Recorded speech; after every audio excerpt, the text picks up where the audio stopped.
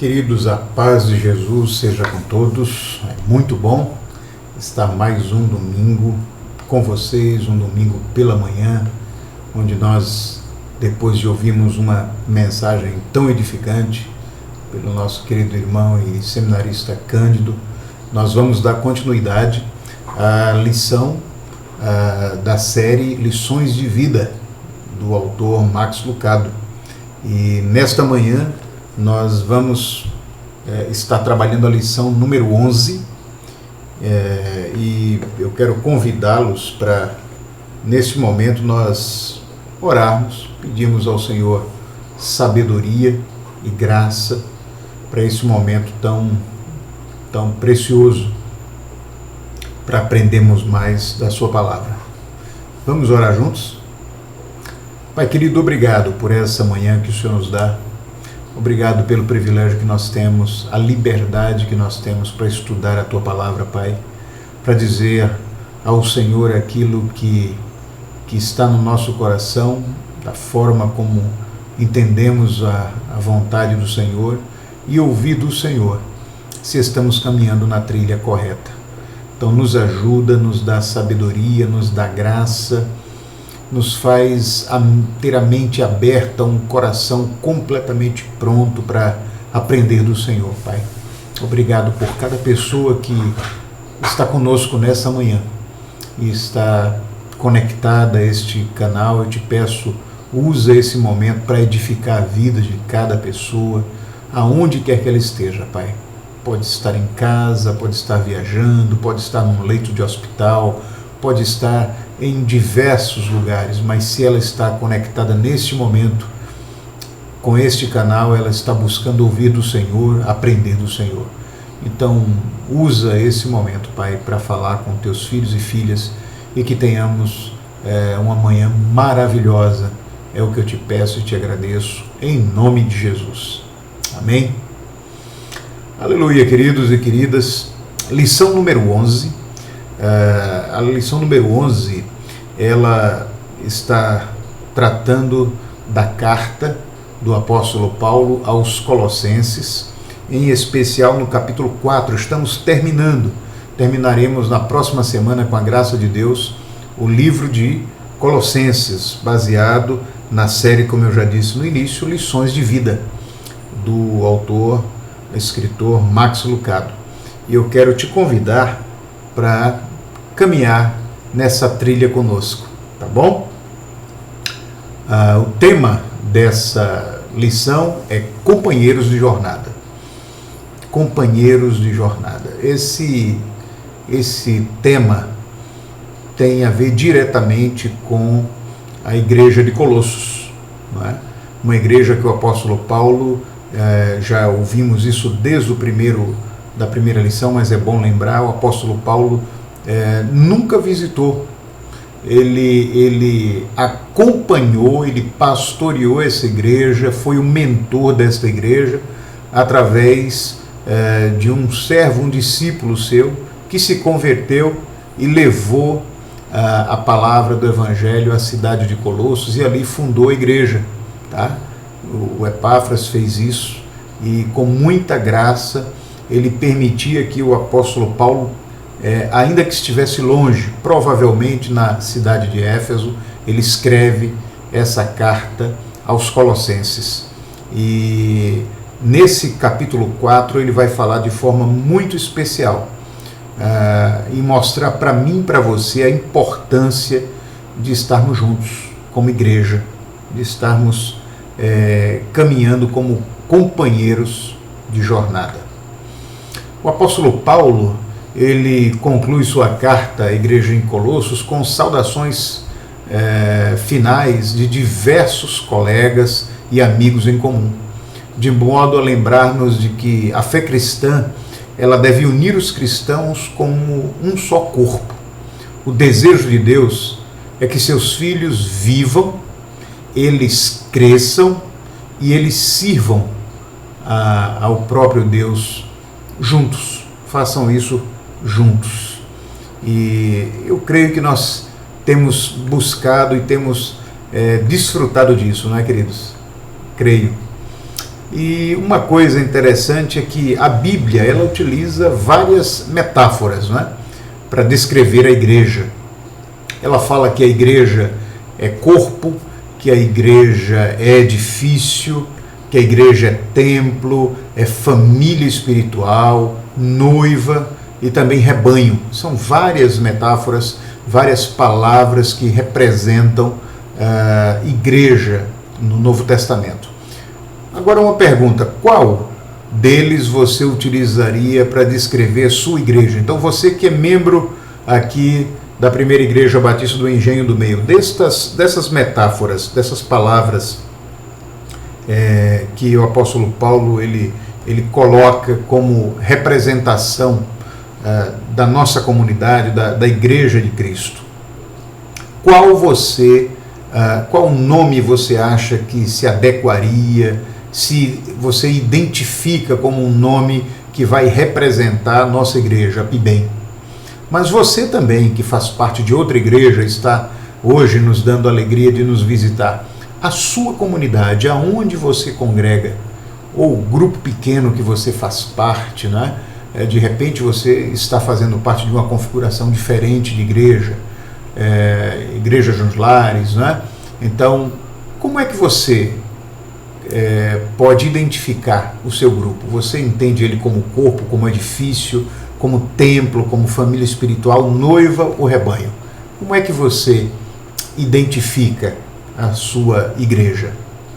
Isso é uma pergunta e vale a pena você pensar, você analisar, para que você tenha talvez até duas palavras dessas que representam bem a igreja para você. Para você ela é corpo, mas ao mesmo tempo ela também é família espiritual, não é? Então pode ser, tá certo? Você pode identificar como duas metáforas que caem bem na sua igreja. Eu quero te convidar para fazer a leitura pensando nesse contexto de corpo, de que nós somos convidados a estar juntos na nossa caminhada, trilha de amigos, né, dentro da igreja do Senhor. Eu quero te convidar para ler exatamente o livro de Colossenses. Abra sua Bíblia. Se porventura você não estiver com sua Bíblia, a gente vai estar projetando aqui agora, você já deve estar vendo aí, mas era muito bom que você pudesse acompanhar com sua Bíblia também, tá certo?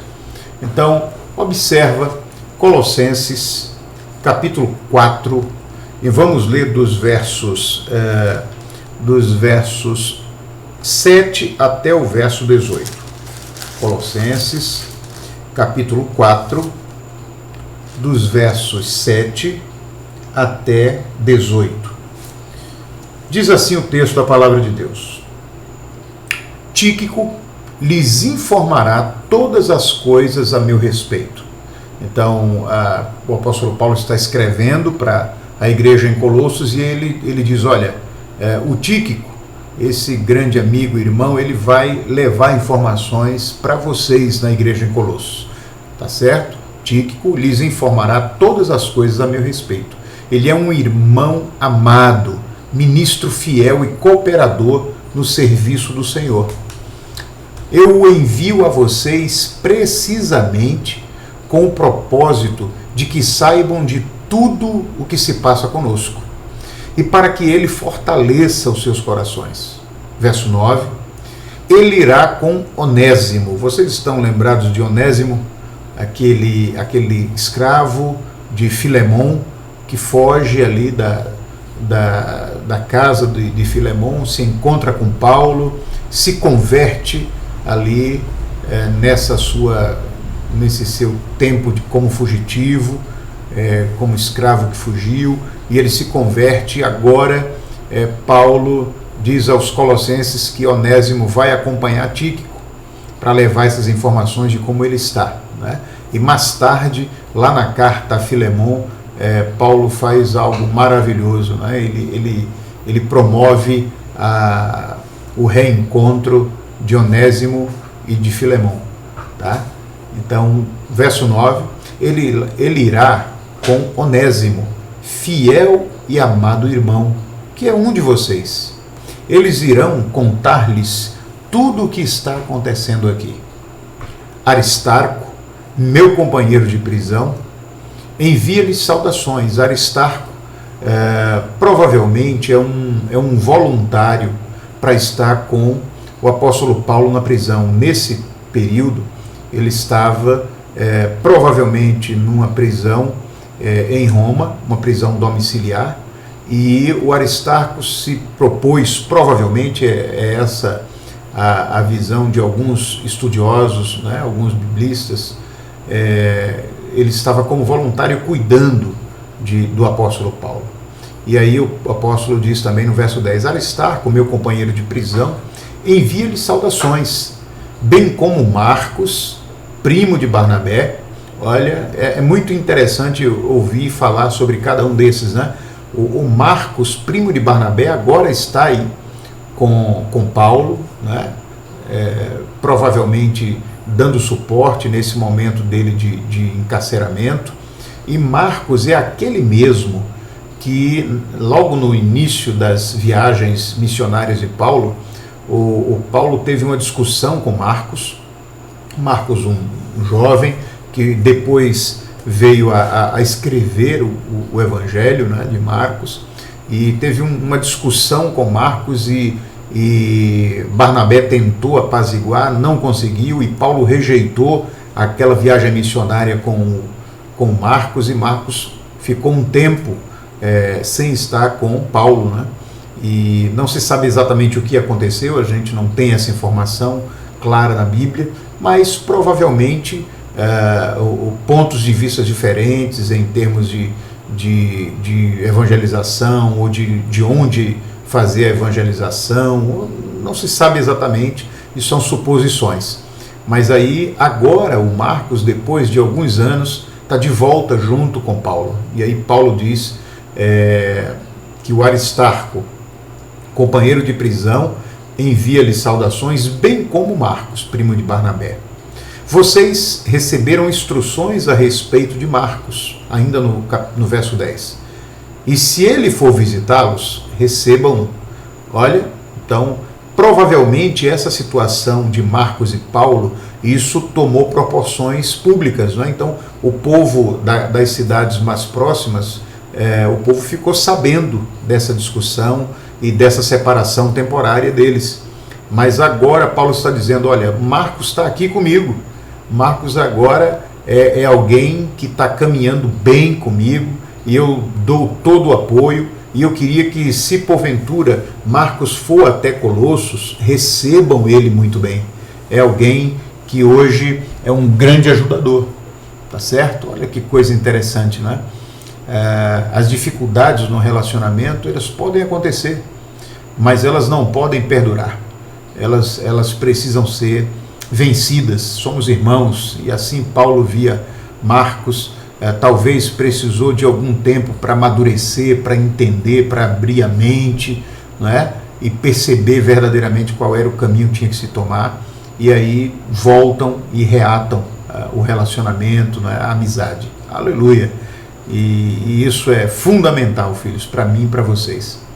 Verso 11 diz, Jesus, chamado Justo, olha outra coisa, esse é um nome próprio, não é o Jesus Cristo, é o Jesus Justo. Tá? O nome Jesus era um nome próprio muito comum ali nos tempos de Jesus, não é?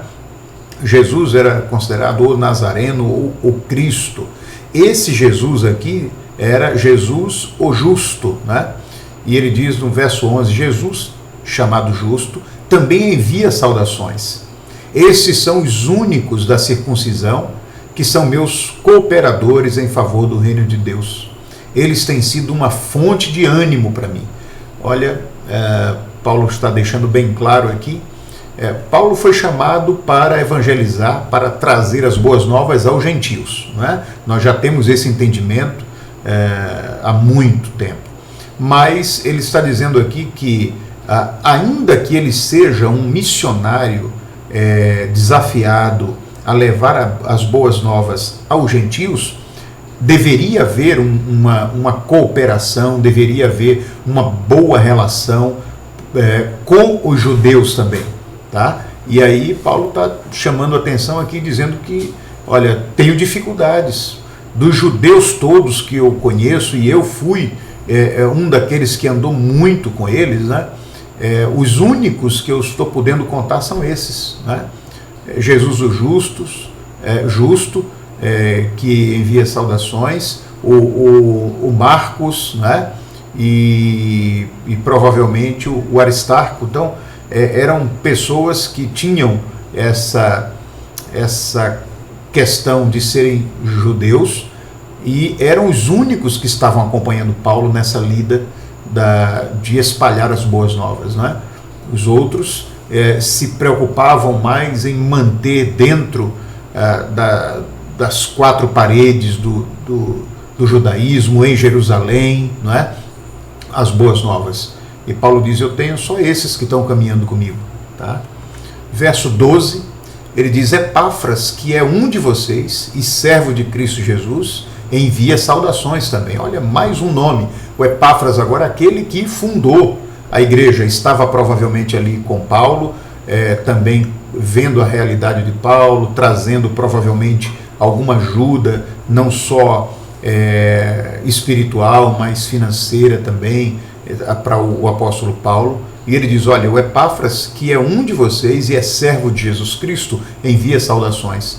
Ele está sempre batalhando por vocês em oração, para que, como pessoas maduras e plenamente convictas, continuem firmes em toda a vontade de Deus. Olha que coisa linda, não é? O Epáfras está sempre batalhando por vocês em oração.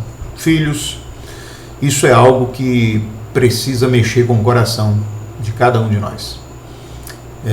Nós precisamos investir mais tempo de oração, e é através desse tempo de oração que nós vamos ter discernimento para tudo que está acontecendo ao nosso redor, ter entendimento para saber que posições, que passos tomar diante de tantas loucuras que estamos vendo nos nossos tempos, não é? E eu disse a vocês há alguns domingos, eu me preocupo muito com o que está acontecendo. Eu me preocupo com a polarização dentro da própria igreja, pessoas se degladiando por causa da política, por causa de pontos de vista, por causa até da própria doença, do Covid, do coronavírus, né? Tem gente se degladiando, gente deixando uma amizade, às vezes de anos, de lado, em detrimento dos pontos de vista pessoais. Gente que tem falado demais e escutado pouco. E sabe por que isso acontece, filhos? Porque a gente está orando pouco, porque a gente está buscando pouco ao Senhor, e a gente está dando vazão à vontade do eu, não é? Está deixando o eu tomar conta, e isso é terrível. Isso está trazendo dissensão dentro do corpo. Aquele corpo que a gente viu no início da lição, não é? Corpo espiritual, onde Cristo habita, onde Cristo deseja habitar, e estamos perdendo esses laços de tão grande importância. E tudo porque a gente deixa de orar, a gente deixa de ler a palavra, a gente deixa de estar em intimidade com Deus. Olha o que diz o apóstolo Paulo sobre Epáfras, um homem que é fundador da igreja, um homem que estava em viagem, mas Paulo era testemunha. É isso que Paulo está dizendo: eu sou testemunha que ele está orando por vocês o tempo todo. Olha que coisa linda, né? Epáfras, aleluia. Verso 13 diz assim: dele dou testemunho de que se esforça muito por vocês e pelos que estão em Laodiceia e em Hierápolis, né? São 3 cidades muito próximas ali na Ásia Menor, né? Inclusive Laodiceia foi uma das igrejas da cidade de Laodiceia, a igreja cristã ali, que recebeu uma das cartas das igrejas do Apocalipse, né? Laodiceia estava ali e foi a última carta, tá certo? E Laodiceia e Hierápolis, 2 cidades muito fortes, e Colossos está ali bem próximo, né? Bem próximo deles. E ele diz: olha, eu dou testemunho, eu sou testemunho vivo de que ele se esforça muito por vocês, e não só por vocês, o Colossos. Ele tem orado pela igreja em Laodiceia, ele tem orado pela igreja em Hierápolis. Ele é um homem, ele é um servo do Deus Altíssimo, e ele intercede por vocês, ele clama por vocês o tempo todo. Oh, Senhor, que nós possamos aprender com Epáfras, né? Verso 14, ele diz assim: Lucas, um médico amado, e Demas enviam saudações. Olha, mais dois que estavam ali caminhando com Paulo, né, naqueles momentos difíceis. Lucas, médico, né, médico amado, mas também o escritor do Evangelho de Lucas, estava ali anotando tudo, sendo as mãos do apóstolo Paulo. E Demas estava nessa época aí, mas é o mesmo Demas que lá na frente vai deixar o apóstolo Paulo, vai abdicar disso. Ele frustra Paulo, e Paulo fala isso, né? Demas me deixou, Demas largou o Evangelho, aquilo que a gente lutou tanto. Então a gente não sabe exatamente também o que aconteceu, mas Demas foi um que nesse momento estava sendo muito importante, mas lá na frente deixa o Evangelho. E quantas pessoas a gente conhece assim, né, filhos? Que caminharam com a gente, às vezes vieram da adolescência, juventude, e conheciam a igreja do Senhor, faziam parte do corpo, e hoje estão longe, hoje estão distantes do Senhor. E precisamos interceder. Olha, mais uma vez a necessidade da oração, mais uma vez, não abrir mão dessas pessoas, tá? Então, eles enviam saudações, diz o apóstolo Paulo. Verso 15, saúdem os irmãos de Laodiceia, bem como Ninfa e a igreja que se reúne em sua casa. Então, lá em Laodiceia, na igreja de Laodiceia, ele manda um abraço a toda a igreja, mas manda também para Ninfa. Ninfa, provavelmente um servo do Senhor, e reunia uma igreja em sua casa, que era a forma que a igreja primitiva, a igreja do primeiro século, se reunia, era nas casas, né, dividindo o pão. Estão lembrados lá de Atos 2, né, e Atos 4, fala sobre isso. Eles se reuniam nas casas, compartilhavam o pão, eles dividiam tudo que tinham e caminhavam na expectativa da parousia, na expectativa da volta de Jesus Cristo, tá? Verso 16 diz: depois que esta carta for lida entre vocês, façam que também seja lida na igreja dos Laodicenses, e que vocês igualmente leiam a carta de Laodiceia. Isso era uma prática comum na época de Jesus, não é? As cartas que eram escritas, elas geralmente eram cartas que não eram direcionadas a uma igreja só, mas igrejas que partilhavam da mesma realidade vivencial poderiam compartilhar da mesma carta. O portador, ele ia a uma igreja, lia, você vê a carta, por exemplo, a carta aos Coríntios, a carta aos Romanos, a carta aqui aos Colossenses, aos Efésios, né? Eram cartas que eram lidas imediatamente toda, né? Para todas as pessoas que estavam ali. Não é como a gente muitas vezes faz hoje, lendo a carta por trecho, como agora mesmo eu estou fazendo, lendo o capítulo 4, de 7 a 18. Mas naquela época não tinha capítulo e versículo, você lia o texto, tá? Da mesma forma que você escreve um texto no WhatsApp, não tem capítulo, né? Você lê o texto todo, ou não lê, né?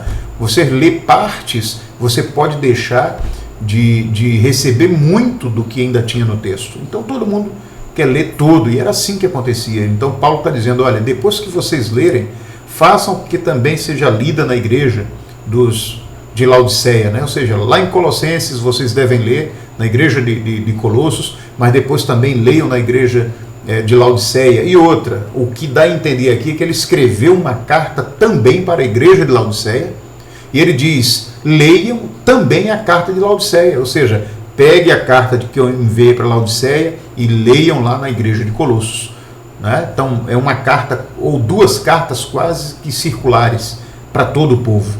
porque eram igrejas que estavam muito próximas e enfrentavam situações muito parecidas. Então o texto é para encorajamento, é para que a igreja continue andando junta, a igreja continue andando debaixo da graça de Deus. Verso 17, digam a Arquipo, olha, outro nome, outro servo do Senhor, digam a ele que cuide em cumprir o ministério que você recebeu do Senhor. Provavelmente agora aqui Arquipo é um membro da igreja, um líder da igreja de Colossos, e que talvez estivesse tendo dificuldade ou não quisesse assumir a função de liderança espiritual da igreja. E aí Paulo está dizendo, olha, você tem um ministério, Arquipo, então você precisa cumprir o seu ministério, Deus chamou você, separou você, não adianta fugir, não adianta fugir, Deus tem um propósito na sua vida, já te disse isso, então cuide de cumprir o ministério que você recebeu do Senhor.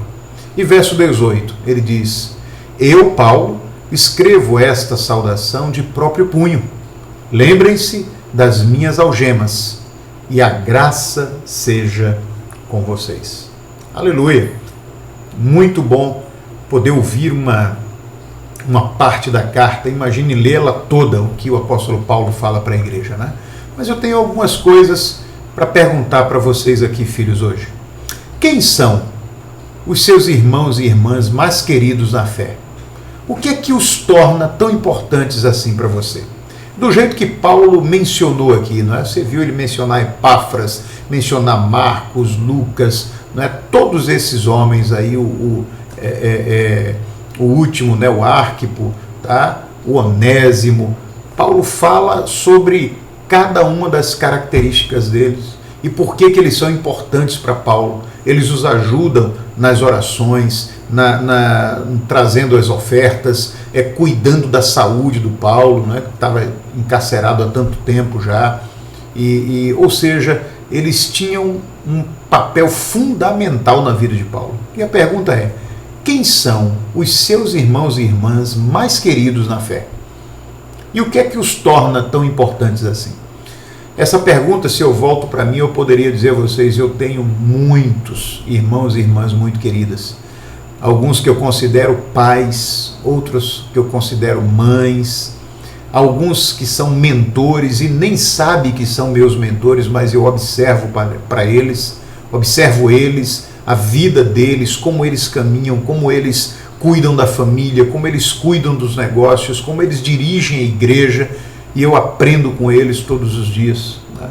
Eu tenho muitas dessas pessoas e elas se tornam importantes para mim porque elas caminham na minha frente, elas caminham bem, e não tem coisa melhor do que você observar quem caminha bem, tá?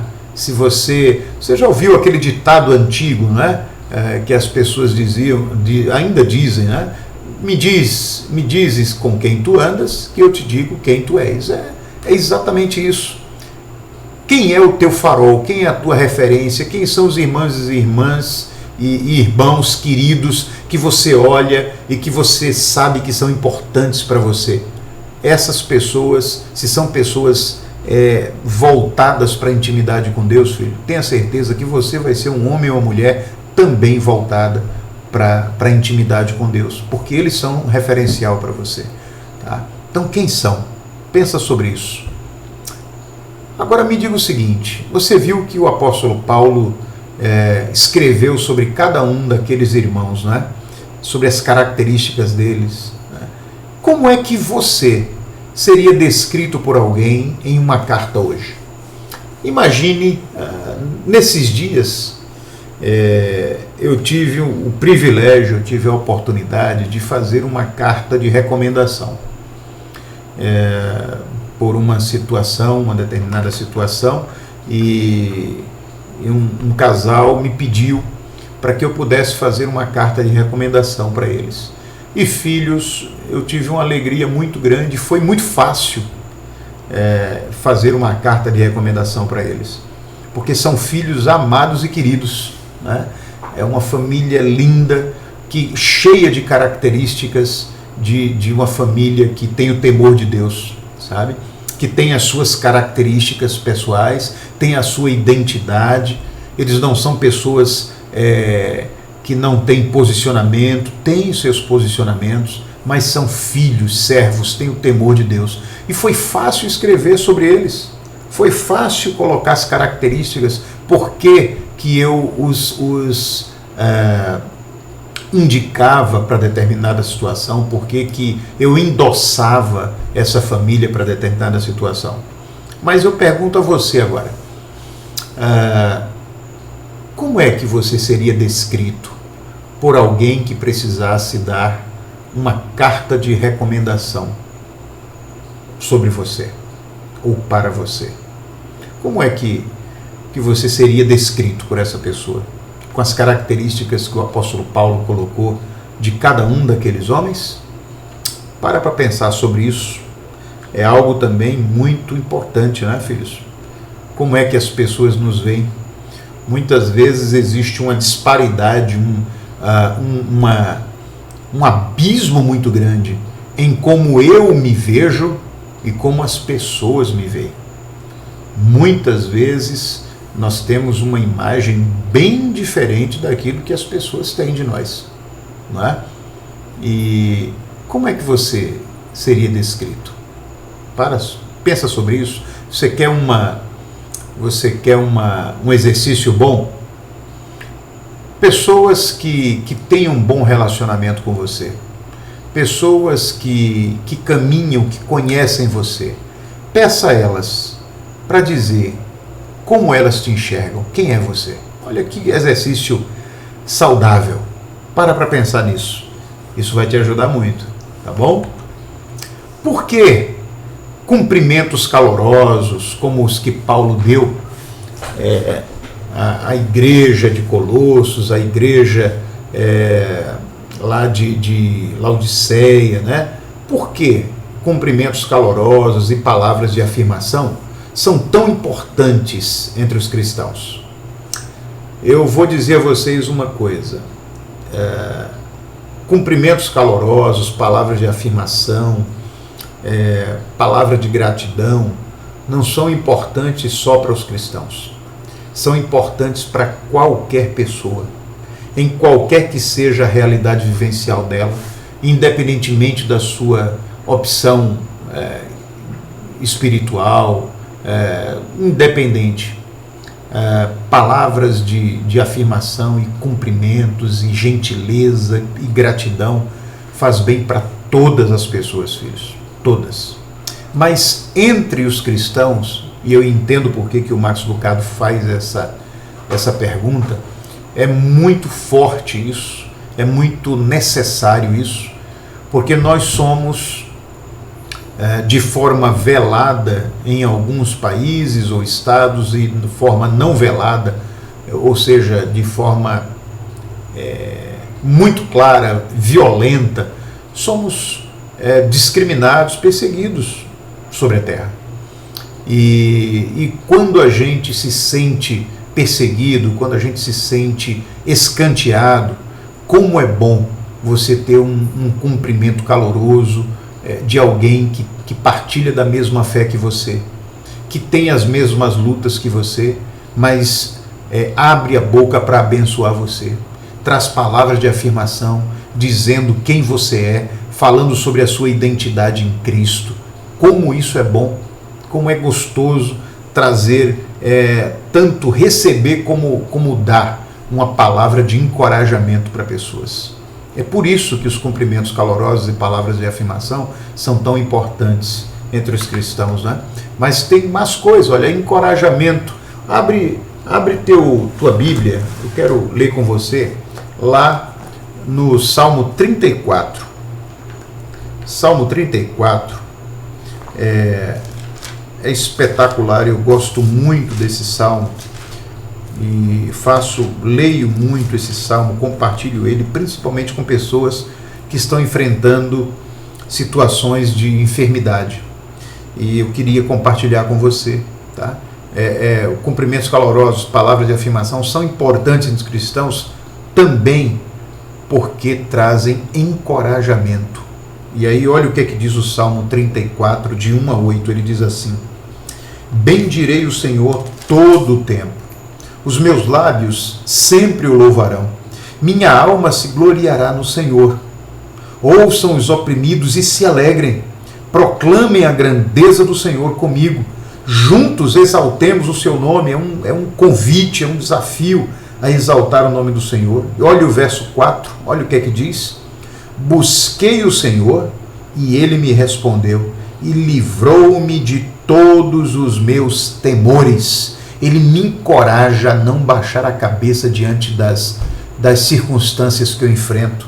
Verso 5, os que olham para ele estão radiantes de alegria, e essa alegria é uma alegria sobrenatural, não é o sorriso simplesmente, é satisfação, entende, filhos? O verso 6, este pobre homem clamou e o Senhor o ouviu e o libertou de todas as suas tribulações, aleluia. O anjo do Senhor é sentinela ao redor daqueles que o temem e os livra. Provem, verso 8, e vejam como o Senhor é bom, como é feliz o homem que nele se refugia. Aleluia! É isso, como é bom palavras de afirmação, palavras que venham de um coração temente ao Senhor, porque trazem encorajamento. Mas tem outras coisas, olha, sabe o que ele nos traz também?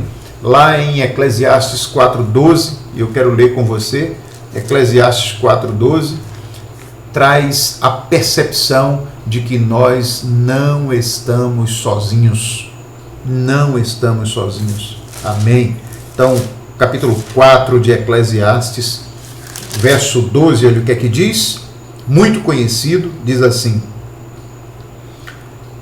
um homem sozinho pode ser vencido, mas dois conseguem defender-se, porque um cordão de 3 dobras não se rompem com facilidade. Nós não estamos sozinhos. Quando caminhamos com Deus, não estamos sozinhos, quando fazemos parte de um corpo espiritual, como a igreja do Senhor. Não estamos sozinhos. Essa percepção que nós temos. É por isso que é importante palavras de afirmação, cumprimentos calorosos entre uns e outros. Ah, que coisa boa! Mas tem ainda, sabe o que é que acontece? 1 Tessalonicenses, capítulo 5, 1 Tessalonicenses, capítulo 5, verso 11, vai dizer, sabe o quê? Vai dizer o seguinte: por isso, exortem-se, ou seja, encorajem-se e edifiquem-se uns aos outros, como de fato vocês estão fazendo. Ou seja, encorajem um ao outro, admoestem, edifiquem um ao outro, ou seja, exercitamos os mandamentos recíprocos. Nós entendemos que entre nós cristãos é importante o cumprimento caloroso, a palavra de afirmação, porque nos faz exercitar os mandamentos recíprocos, como diz lá em 1 Tessalonicenses 5:11. Aleluia! Qual é a última, me diga, qual foi a última carta, querido ou querida, ou e-mail, ou mensagem que você escreveu de forma intencional para encorajar alguém? Qual foi a última carta, e-mail ou mensagem que você escreveu de forma intencional? Você viu que a gente está trabalhando essa palavra o ano todo. A intencionalidade para encorajar alguém. Nesse tempo eu tenho visto isso acontecer, graças a Deus, de forma muito graciosa. Tá? É um momento que temos percebido muitos na igreja necessitando de palavras e recebendo essas palavras através do Face, através do WhatsApp, de todas as redes sociais, através de um telefonema, através de uma carta, né? Então louva o Senhor por isso. Mas se você faz tempo que fez isso, trazendo, olha só, eu não estou falando aqui você simplesmente aleatoriamente pegar um postzinho daquele de bom dia, que tem todo dia, e mandar para toda a rede. Não é isso que eu estou falando.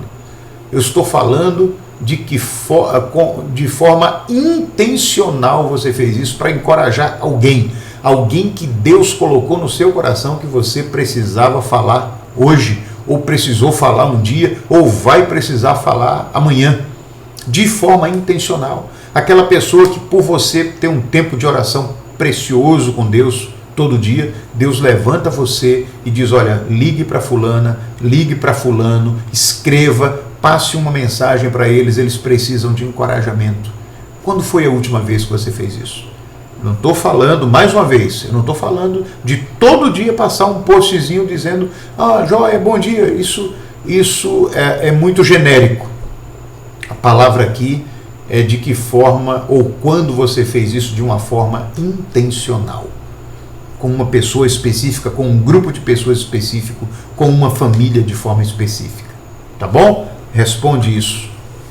Olha só uma coisa interessante. A Bíblia possui uma cota de santos, motivados por uma convicção profunda de terem sido chamados por ninguém menos que o próprio Deus.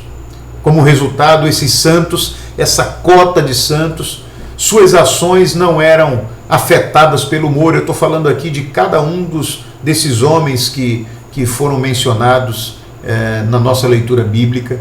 Estou falando de todos os profetas, estou falando de todos os homens de Deus e mulheres de Deus hoje, que são chamados e têm essa convicção, fazem parte dessa cota de santos, de homens e mulheres santas, que suas ações não são afetadas pelo humor, por dias chuvosos ou por estradas esburacadas. Tem gente que diz que está pronto para amar, está pronto para evangelizar, está pronto para ir para o seminário, mas ao primeiro sinal de uma chuvinha, não é? Já é motivo suficiente para não ir prestar culto, para não ir fazer uma visita que estava prevista. Eu estou falando em tempos normais, né? Mas tem gente que é assim. Tem gente que diz: não, eu ia visitar fulano ou fulana, mas ali ele mora num lugar esburacado, vai acabar com o meu carro, vai acabar com a bicicleta, eu vou me cansar, né? Olha, essa cota de santos que Deus chama, que Deus seleciona, eles não se preocupam com isso. O gráfico de desempenho não sobe e cai com irregularidade de uma montanha russa. Não eram viciados esses homens em elogios ou aplausos, nem desanimados por chefes mal-humorados ou por carteiras vazias nos bolsos. Ao invés de lutarem para ser espetaculares, vistos, né, observados, aspiravam a ser responsáveis e confiáveis. E tinham em vista que a lealdade a Cristo e ao irmão não era determinada pelo conforto, pois eram fiéis tanto nas prisões sombrias como em púlpitos iluminados. Queridos, isso Paulo via em cada um daqueles homens que ele mencionou os nomes. E o que nós entendemos é que Deus busca em mim e você, todos aqueles que são seus discípulos, características como as desses homens. Gente que não se apequena quando o desafio parece grande. Gente que não desanima quando as portas se fecham em dado momento. Gente que não desiste quando os obstáculos são muitos. Gente que prefere ser leal ainda que tenha sido injustiçado. São esses homens e mulheres que Deus busca. Sabe o conceito profundo de ser um adorador em espírito e em verdade? Porque precisamos adorar a Deus em espírito, porque Deus é espírito. Mas precisamos fazer isso também em verdade. Não apenas contemplar ao Deus eterno, mas agir como seus filhos, como seus discípulos. É isso que a gente tem que buscar, filho, cada dia. Deixa eu te fazer uma pergunta, mais uma. Quem são os cristãos que, humanamente falando, são responsáveis por sua vida e seu crescimento espiritual? Quem são aqueles que você considera seus mentores, que podem questionar você, confrontar você, e que você percebe que são diretamente responsáveis pelo seu crescimento espiritual? Quem são esses homens? Quem são essas mulheres? E de que forma você demonstra gratidão a seus ajudadores, a seus líderes, seus mentores espirituais? O que Paulo estava querendo dizer ali, aqueles homens que estavam ajudando eles, olha, cada uma dessas palavras é o mínimo que eu posso fazer por vocês, ainda que eu esteja encarcerado, mas eu preciso dizer a vocês quão preciosos vocês são. Paulo estava dizendo isso a viva voz a eles, e ainda fez questão de grafar em uma carta e espalhar isso em todo lugar. É isso que você faz com aqueles que têm cuidado de você, com aqueles que são referência para você? Quantas vezes você já chegou a dizer a alguém que é referência para você que ela é especial, que Deus tem usado ela para abençoar você? Quando a gente fala, quando a gente agradece, a gente também é abençoado, entende? Isso fica com a gente também. Deus dá uma parte dessa gratidão para o nosso coração se sentir feliz, mas não é de forma superficial. É você procurar essas pessoas e dizer: vocês são um presente de Deus para a minha vida, para a vida da minha família. Como é bom a gente poder dizer isso, e melhor ainda, né? É a gente poder ouvir isso, que Deus está usando cada um de nós, canais frágeis, né? Vasos de barro, mas temos de alguma forma feito diferença na vida de pessoas. Isso é muito bom. E de que forma você tem demonstrado gratidão a seus ajudadores, aos seus líderes e aos seus mentores espirituais? Faça isso em nome de Jesus, filho e filha. Olha, preste atenção, terminando essa reflexão, filhos. O Tíquico, Onésimo, Aristarco, Marcos, Jesus Justus, Epáfras, Lucas, Demas, Ninfa, Arquipo, gente comum, servindo de inúmeras maneiras a um Deus extraordinário. Essas pessoas sozinhas não causariam tanto impacto, mas ministrando juntos, porém, eles ajudaram a causar um alvoroço por todo o mundo do século I. Isso está lá em Atos 17:6. Esse é o desígnio de Deus para seus discípulos sobre a terra. Pessoas singularmente capacitadas, pessoas simples, mas unidas para realizar o plano do reino divino, filhos e filhas.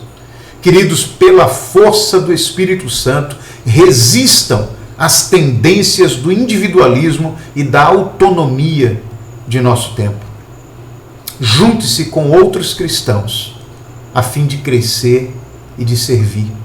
Precisamos ser corpo, precisamos amar uns aos outros, precisamos amar a cidade, precisamos ter misericórdia daqueles que sofrem. E precisamos fazer isso como igreja do Senhor, como corpo, como edifício, como templo, como vaso de barro, como igreja do Senhor, filhos. Esse é o grande desafio. É pela força do Espírito que nós precisamos resistir a essas tendências de individualismo, filhos, até na doença. O que tem chegado para nós agora nessa pandemia é que de uma forma tendenciosa, infelizmente, o individualismo tem sido alimentado. Quando a gente tem que botar uma máscara, quando a gente tem que ter uma distância de 1,5 metros, isso é terrível. Filhos, tem gente achando isso bom, tem gente achando isso interessante, tem gente que daqui a pouco vai estar acostumado com isso. Isso não faz parte da nossa vida. Nós fomos criados para andar juntos, fomos criados para amar o Senhor e ter a mesma unidade que tem Pai, Filho e Espírito. Fomos chamados para nos abraçar, fomos chamados para andar de mãos dadas, fomos chamados para ter a cara sem máscaras. Infelizmente, estamos nesse momento sendo obrigados a andar assim.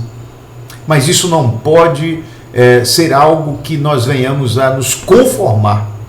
Nós temos que orar e repreender em nome de Jesus toda essa pandemia E não só a pandemia, mas também todas as pessoas que têm usado essa pandemia para, de alguma forma, gerar essa paranoia na mente dos seres humanos. Nós precisamos repreender isso em nome de Jesus. Temos protocolos? Sim, temos protocolos. Mas nós temos que lutar a cada dia para que Deus traga de volta a liberdade que foi Ele que nos deu, que é garantido também pela Constituição. Nós não podemos nos conformar, filhos, com o que estamos vivendo. Eu não consigo ficar distante de vocês. Não consigo. E quem me conhece sabe como é que é isso. E eu sei que você também tem o desejo de estar. Tem gente que está tendo grandes dificuldades, porque já eram pessoas que moravam sozinhas e hoje tem mais dificuldade ainda, filhos com dificuldade de visitar os pais. Isso é terrível. É um tempo, eu entendo que é um tempo necessário, mas nós precisamos orar, filhos, para que isso acabe. Isso não pode perdurar. Não pode.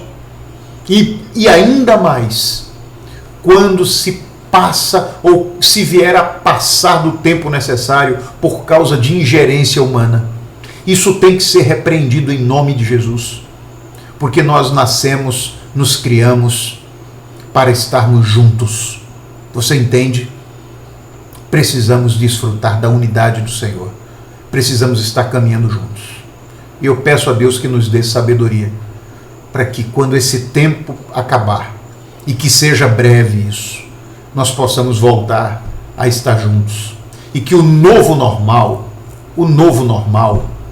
ele seja, na verdade, a volta às nossas práticas saudáveis. O novo normal é voltar a ser gentil. O novo normal é voltar a ser sincero. O novo normal, ele tem que ser voltar a ser honesto. O novo normal tem que ser voltar a ser um homem e uma mulher segundo o coração de Deus. O novo normal tem que ser um homem e uma mulher inspirado por Deus. Esse tem que ser o novo normal, em nome de Jesus. Queridos, foi muito bom desfrutar com vocês e entender que precisamos ser companheiros de jornada. E vamos fazer isso na graça do Senhor Jesus. Que Ele nos abençoe. E eu queria orar com vocês nesse tempo. Vamos orar juntos? Pai querido, obrigado por aprendermos mais uma vez a Tua palavra através do apóstolo Paulo, através das suas cartas, através da sua vida. Qual é o desejo do Senhor para cada um de nós? Obrigado pela experiência tão prazerosa de compartilhar o texto da Tua palavra. Obrigado por saber que ela traz renovo, que ela traz encorajamento, que ela desafia cada um de nós a viver conforme a Tua vontade, que é a melhor para nós. Obrigado pela presença de cada irmão e de cada irmã. Dá-nos um domingo maravilhoso, como começamos de forma tão maravilhosa, que assim terminemos, Pai. E que tenhamos uma semana linda na Tua presença, totalmente dependentes do Senhor. Esse é o desejo do nosso coração. Fica conosco, Pai, durante o dia, durante a tarde agora, com as crianças no culto online e logo mais à noite no culto comunitário, às 18 horas. Que o Senhor possa continuar falando aos nossos corações, é que eu te peço e te agradeço, em nome de Jesus. Amém? Deus nos abençoe, filhos, em nome de Jesus. Paz.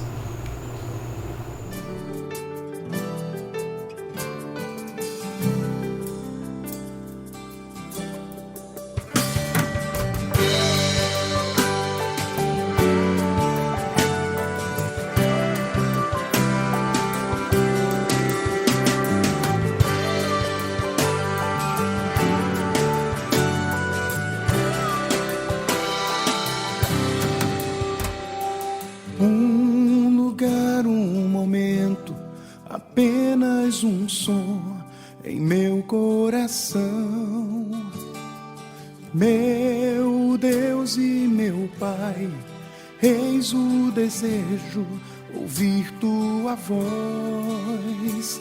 Primeiro te ouvir, realmente te conhecer, experimentar a intimidade que um filho anseia ter. Me curvo diante de ti, soberano Deus e Pai. Com louvor eu proclamo assim: sou fruto da graça, do amor que me basta, sou teu.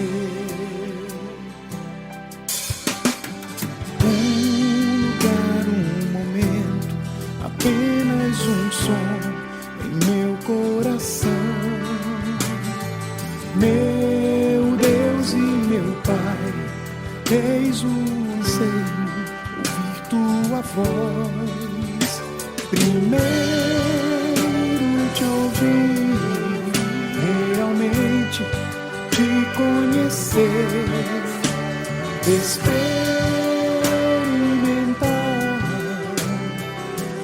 intimidade que um filho anseia ter. Me curvo diante de ti, soberano Deus e Pai.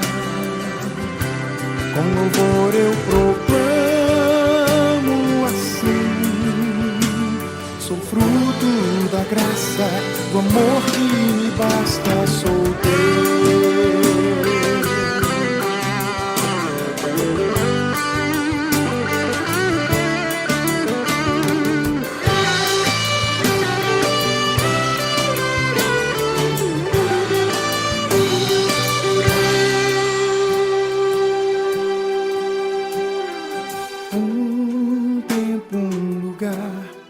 Belo momento, nova canção, som que vem do céu, trovão ou silêncio, adoração.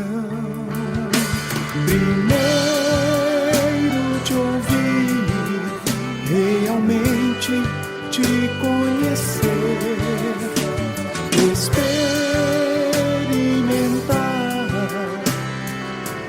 intimidade que um filho anseia ter. Me curvo diante de ti, soberano Deus e Pai. Com louvor eu proclamo assim: sou fruto da graça, do amor que me basta, sou teu. Diante de ti, soberano Deus e Pai. Com louvor eu proclamo assim: sou fruto da graça, do amor